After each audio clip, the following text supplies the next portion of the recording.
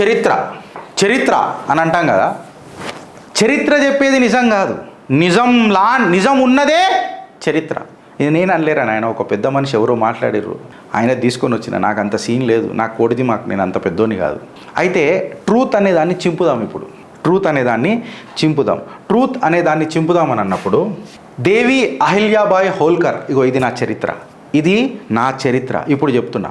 దీని కంటిన్యూషన్ ఇంకా సూపర్ ఉంటుంది. State Yoon with Chitragupta. ఇలా మీ నరాలు నిలబెట్టడానికనే చిత్రగుప్త. భానుడు కంటే బగ్గుమంటదని చెప్పిన ఈ వేసవిలా. సో దేవి 300 సంవత్సరాల చరిత్ర, ఘన చరిత్ర, మన ఆత్మ గౌరవం దేవి అహిల్యాబాయి హోల్కర్. ఆమె రియల్ లైఫ్ తీసుకొని ఇట్లా చూస్తే 1725లా ఆ మహాతల్లి పుట్టింది in Chaundi. Daughter of humble Dhangar ఫ్యామిలీలా ఖాందేరావు హోల్కర్ని పెళ్లి చేసుకున్నది. మాల్వా థ్రోన్కి ఆమె రాణి అయింది. Discovered by Malhar Rao Holkar. ఆమెని ఫస్ట్ గుర్తుపట్టింది మల్హర్ రావు హోల్కర్. ఆమెని వార్ఫేర్లలో డిజైన్ చేసిండు, గవర్నెన్స్ అండ్ అడ్మినిస్ట్రేషన్లలో ఆమెకు ట్రైనింగ్ ఇచ్చిండు. ఈడు కాగలే ఇప్పుడే ఆట మొదలైంది. 1754లా husband Khanderao died in the battle of Kumbher యుద్ధంలా హస్బెండ్ ఖాండేరావు హోల్కర్ ఎవరైతే ఉన్నారో ఆయన మరణించిండు. ఆమె సతీ చేసుకోనికి కూడా ప్రయత్నం చేసింది, కాకపోతే మల్హార్ రావు ఆమెను ఆపిండు. 1766లా ఆయన పేరేంది, మల్హార్ రావు హోల్కర్ ఎవరైతే ఉండేనో ఆయన దివంగతులైనరు. ఆయన కొడుకు మాలేరావు రూల్ చేసిండు. తర్వాత 1767లా అహిల్యాబాయి హోల్కర్ సింహాసనాన్ని కైవసం చేసుకుంది ఆయన పోయిన తర్వాత. ఆమెని దేవి అహిల్యాబాయి హోల్కర్, ఆమె చరిత్ర ఘన చరిత్ర ఎందుకు అనంటే ఆమె ఎన్నో మన పుణ్యక్షేత్రాలను, దేవాలయాలను నిజంగా చెప్పాలనంటే రివైవ్ చేసింది, ప్రాణం పోసింది. రామేశ్వరం, కేదార్నాథ్, సోమనాథ్, కాశీ విశ్వనాథ్. ఇక నేను చాలా సంక్షిప్తంగా పోతున్నా టైం ఉందని కాబట్టి. ఆడికి ఆగిపోయింది అని అంటే ఆడికి ఆగలే. అరే ఏది ఆడికి ఆగలే. ఆమె అడ్మినిస్ట్రేషన్ మోడల్ ఆఫ్ గవర్నెన్స్ ఏదైతే ఉంది కదా, అది నా భూతో నా భవిష్యత్ అని చెప్తారు చరిత్రకారులు. పర్సనలీ ఆమె అన్ని కేసులు వింటుండే, ప్రతి ఒళ్ళకు న్యాయం జరిగేటట్టు చూస్తుండే, ప్రతి పౌరుణ్ణి కాపాడే తన తత్వం. అందుకే ఆమెని దేవి అహిల్యాబాయి హోల్కర్ చేసింది. 300 సంవత్సరాల తర్వాత కూడా ఆమెని మనం ఇంత ఆత్మగౌరవంగా పిలుచుకుంటున్నాము అని అంటే ఎంత పుణ్యాత్మ అనేది మీరు అర్థం చేసుకోండి. ఆమె ఏవైతే ఒప్రెసివ్ ట్యాక్సెస్ ఉంటాయి కదా, బలవంతమైన ట్యాక్సెస్, వీటిని రద్దు చేసింది, రోడ్లు కట్టింది, బావిలు దోవిపించింది, ఇన్ఫ్రాస్ట్రక్చర్ బిల్డ్ చేసింది ఆమె. ఒక మహిళ. ఈ ఎడారి మతాలల్లో మహిళలు ఎట్లుంటారో మీరు చూడండి. ఇంకా గౌన్లు వేసుకునే వాళ్ళు కూడా ఉంటారు కొంతమంది, వాళ్ళు ఎట్లుంటారో మీరు చూడండి. అప్పుడు న్యూయార్క్లో మహిళలకు ఓటింగ్ హక్కు కూడా ఇయ్యలే ఇల్లు. ఉమెన్స్ డే అందుకే సెలబ్రేట్ చేసుకుంటారు. పెద్ద రోజులు ఇచ్చి మీరు కాదు, అర్థం చేసుకోరు అందులో ఏమైందో. So let us come back to again the history, the proud history of Ahilyabai Holkar. ఆమె వ్యాపారాన్ని ఎంకరేజ్ చేసింది, అగ్రికల్చర్ని ఎంకరేజ్ చేసింది, ఒక మాల్వాని, ఒక రిచ్ కింగ్డమ్ టైపు వైపు నడిపించింది. కేవలం అడ్మినిస్ట్రేషనే కాదు, ఆమె పరాక్రమం కూడా నా భూతో నా భవిష్యత్. ప్రతిసారి యుద్ధాన్ని తానే సేనాపతి లెక్క ముంగడికి లీడ్ చేసింది. కమాండ్ ఆఫ్ ఆర్మడ్ ఫోర్సెస్ కూడా ఆమెనే ఉండే. పర్సనలీ ప్రతి ఒక్క వెపన్ని ఇన్స్పెక్ట్ చేస్తుండే అహిల్యాబాయి హోల్కర్. స్కిల్డ్ జర్నల్స్ని పెట్టింది అని అంటే ఆమెకు వార్ఫేర్లో ఎంత నాలెడ్జ్ ఉండనో ఒకసారి అర్థం చేసుకోండి. అరే అక్బర్ ఛాతి మీద కూడా పెట్టిన కొన్ని మహిళలు ఉన్నారు, ఇది నువ్వు యాదు పెట్టుకో. జోధా అక్బర్ అని పరిచయం చేయకూరి మాకు. ప్రేమలకే అంకితం కాలే, జోహార్లకే అంకితం కాలే, మీ ఛాతీల మీద కూడా కాళ్ళు పెట్టిన వీర వనితలు భారతదేశంలో ఎంతోమంది ఉన్నారు. ప్రతిసారి ఆమె పీస్ అండ్ ఆర్డర్కి ప్రాధాన్యత ఇచ్చింది. ఎక్స్టర్నల్ ఇన్వేజన్స్కి ఆమెనే నేతృత్వం వహిస్తూ భారతదేశాన్ని కాపాడింది. ఎస్పెషలీ మొఘల్ ఇన్వేజన్స్లా ఆమె సుక్కలు చూపించింది ఒక్కొక్క మొఘల్ గాడికి. అగ్రికల్చర్ రిఫార్మ్స్లో కూడా ఆమె తీసుకుంటే నా భూతో నా భవిష్యత్ ఫ్రెండ్స్. ఆమె మార్కెట్లు కట్టింది, వేర్ హౌస్లు కట్టింది, సిల్వర్ కాయిన్ కరెన్సీని తీసుకొచ్చింది to stabilise trade and reduce corruption, encouraged cotton and textile industries, handicraft industries, boosting employment. ఆమె అడ్వాన్స్డ్ ఇరిగేషన్కి నాంది వలికింది. సోషల్ జస్టిస్ కాడికి వస్తే ఆమె ఫ్రీ హాస్పిటల్స్ పెట్టింది.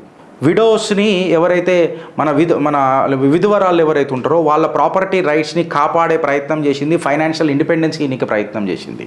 Free education, skill training development ఆనాడే కలలుగా అన్నది.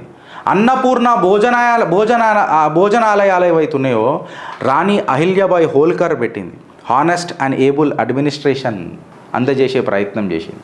శ్రీ కాశీ విశ్వనాథ టెంపుల్ ఏదైతే ఉన్నదో రీకన్స్ట్రక్షన్ చేసింది రాణి అహిల్యాబాయి హోల్కరే.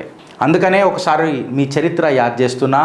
మరొకసారి ఇట్లాంటి ఆత్మ గౌరవాలను మనకు పరిచయం చేసిన మన జగత్పిత జగన్మాతకు ఒకసారి నమః పార్వతీపతయే హర హర మహాదేవ్ అని చెప్పి ఈరోజు అహిల్యాబాయి హోల్కర్ గారికి అంకితం చేస్తూ ఇగో ఇప్పుడు ఒక అడ్డమైన చరిత్ర చూపిస్తా చూడు. ఇంత పవిత్ర పావనమైన చరిత్ర చూపించిన తర్వాత ఇంకొక చరిత్ర చూపిస్తా.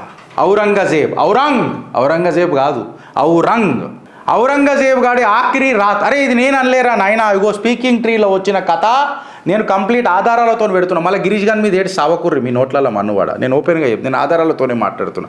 ఏమన్నా అనేది ఉంటే అలా నన్నుర్రి తర్వాత నన్ను అనర్రి. ఔరంకి ఆఖరి రాత్ ఎట్లా జరిగిందంట తెలుసా? ఆడు పాపాత్ముడు కదా, గిట్టనే సస్తాడు రక్తం గక్కి. ఔరంగాడు దగ్గుకుంటా లాస్ట్ డే ఆఫ్ హిస్ లైఫ్స్లో వాడు ఏం రాసిండంట అంటే ఒక లెటర్ రాసిండంట అని కొడుకులకు. నేను ఇప్పుడు ముసలోన్ని అయిపోయినా, బలహీనున్ని అయిపోయినా, అసలు నేనెవరో నాకే తెలియదు, నేను ఎందుకు కట్టలు కట్టనికి వచ్చినో ఈ దునియాకు నాకు తెలియదు, నేను ఎవరికి ఏం మంచి చేయలే, నాకు అసలు మంచి టైమే లేకుండే, నా దునియా మొత్తం నా టైం అంతా నేను వేస్ట్ చేసిన టోపీలు కుట్టుకుంటా, నాకు ఇప్పుడు హోప్ లేదు, నాకు హోపు లేదు, ఫ్యూచర్ నాకు అసలే లేదు, ఈ దునియాకు నేను ఏం తీసుకురాలే, నేను ఇప్పుడు ఏం తీసుకుపోతలేను. ఇన్ఫ్యాక్ట్ చెప్పాలనంటే కొన్ని వందల వేల మందిని చంపిన పాపాన్ని నా నెత్తి మీద పెట్టుకొని పోతున్నా. నాకు తెలియదు నా భగవంతుడు నన్ను క్షమిస్తాడా లేదా, ఈ కాన్సిక్వెన్సెస్ నేను భరించాల్సిందే. ప్రజలను ఎంతో నేను బాధ పెట్టిన, ఎన్నో పాపాలు చేసిన, ఎన్నో ఘోరాలు చేసిన, నేను ఒక అసుర రాజుని. నేను నా తండ్రికి నీళ్ళ సుక్క ఇయ్యలే, నీళ్ళ సుక్క కోసం నా అయ్య తడపడాస్తుంటే షాజహాన్ నేను రాక్షసానందం పొందిన. రే మీ జాతి గురించే చెప్తున్నా విను. రాక్షసానందం పొందిన, నా అయ్యనే జైలు వేసిన, దాంతో నేను ఆనందంగా ఉన్నా. నా ముగ్గురు అన్నదమ్ములు ఎవరైతే ఉండేనో దరాషికో, షా షుజా, మురాద్ బక్ష్ నరికి పాడేసిన. ఎల్డర్ బ్రదర్ దరాషికానైతే తలకాయ నరికిన. మురాద్ అనే నా ఇంకొక తమ్ముడిని విషమిచ్చి చంపిన. నా తండ్రినైతే నీళ్ళ సుక్క ఇయ్యకుండా, అదే ఒక సినిమా ఉంటుంది, కత్తుల కట్టెలతో కాదురా కంటి సూప్తో చంపుతారు అన్నాడు. నువ్వు నీళ్ళ సుక్క కాదు, నిన్ను ఉచ్చ చుక్కతో చంపిరు మరాఠీలు. కత్తుల కట్టెలతో ఉచ్చ పోసుకొని చచ్చిపోయినావు నువ్వు పక్కల, ఇది గుర్తుపెట్టుకో. దాని తర్వాత ఆయన లెటర్లనే రాసిండు, షాజహాన్ హిందువులను పొగిడిండంట. ఎప్పుడైతే తండ్రికి తర్పణం చేస్తారో వాళ్ళు పేరెంట్స్కి, అసుంటి గొప్ప ధర్మం రా హిందుత్వ. ఇవాళ నాకు అది యాదొస్తుంది, నాకేమో నా కొడుకు నీళ్లు గుడిస్తలేడు అని చెప్పి షాజహాన్ చెప్పిండట. ఔరంగాన్ కొడుకులు కూడా గిట్లనే పోయారు, అందరూ చెట్టుకు పుట్టకు గాలికి చచ్చిపోయారు. ఔరంగాడు లాస్ట్కి చచ్చిపోతుంటే కూడా వాడు ఏమనుకున్నాడంటే నా లెక్క నా పిల్లలు చచ్చిపోద్ది అన్నారు, కానీ ఆయన కొడుకులు కూడా అట్టనే కొట్టుకొని చచ్చిపోయారు. ఫ్రెండ్ మీకు ఒక చరిత్ర చూపించిన. 300 సంవత్సరాల తర్వాత కూడా రాణి అహిల్యాబాయి హోల్కర్, దేవి అహిల్యాబాయి హోల్కర్ చరిత్ర మీ ముంగట పెట్టిన, పవిత్ర పావనమైన చరిత్ర మీ ముంగట పెట్టిన. ఆమె విధవరాళ్ళకు కూడా ప్రాపర్టీ మీద రైట్ ఉండాలని చెప్పింది, హాస్పిటల్ కట్టింది, ఫ్రీ ఎడ్యుకేషన్, స్కిల్ డెవలప్మెంట్ మాట్లాడింది, వెపన్స్ని ఇన్స్పెక్ట్ చేసింది, ప్రతి మొఘల్ ఇన్వేషన్స్ని తనే సేనాపతి ముంగటకు పోయి ఛాతి ముంగట పెట్టి కొట్లాడింది, సిల్వర్ కాయిన్స్ పెట్టింది కరప్షన్ని కంట్రోల్ చేయనీకే, ప్రతి కేసు ఇన్నది జస్టిస్ ముంగట పెట్టింది. ఈయన లేఖలు ఏం రాసిండు ఔరంకి రాత్ల టోపీలు కుట్టుకున్నాడు. మందికి టోపీలు పెట్టకుర్రరే మీరు. సనాతన ధర్మంలో పుట్టినందుకు గర్వపడు, గర్జించు. ఒక్కసారి నీ మనసు నిండా ఒక్కసారి అనుకో, భారత్ మాతాకి జై అని. ఆ అమ్మ పాలు దాగి పుట్టిన మనము తోడయ్యకు భయపడేది లేదు, భయపడాల్సిన అవసరం కూడా లేదు.